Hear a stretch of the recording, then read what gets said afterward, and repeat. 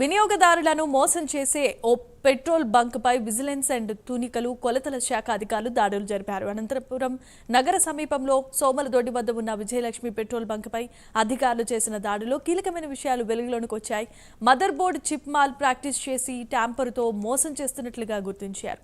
హైదరాబాద్ నుంచి విజిలెన్స్ వారికి వచ్చిన సమాచారం మేరకు ఇరు శాఖల అధికారులు దాడులు నిర్వహించగా 10 లీటర్లకు 1 లీటర్ చొప్పున ఆ పెట్రోల్ బంక్ నిర్వాహకులు మోసం చేస్తున్నట్లుగా గుర్తించారు. ఈ ఏడాది ఆ బంక్ నిర్వాహకులు 28 లక్షల లీటర్ల పైబడి విక్రయించారని, ఆ మేర 2.77 కోట్ల మేర మోసం చేశారని విజిలెన్స్ అధికారులు లెక్కలు తేల్చారు.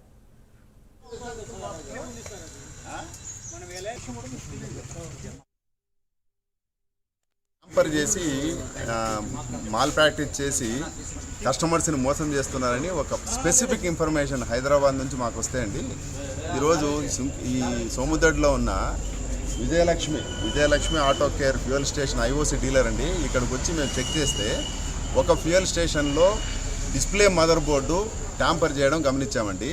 అయితే దీంట్లో సర్ప్రైజ్ ఏమంటే ప్రతి సంవత్సరం లీగల్ మెట్రాలజీ వాళ్ళు ఈ పెట్రోల్ పంపుల్ని ఇన్స్పెక్ట్ చేసి సీల్ చేస్తారండి.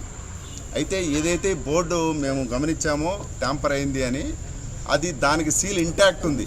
అంటే పోయిన సంవత్సరం ఏదైతే వేశారో లీగల్ మెట్రాలజీ వాళ్ళు ఇంటాక్ట్ ఉంది. అయినా కూడా ఆ సీల్ ఇంటాక్ట్ ఉన్నా కూడా ఈ మదర్ బోర్డు ట్యాంపర్ చేసి దీంట్లో చిప్ పెట్టారండి.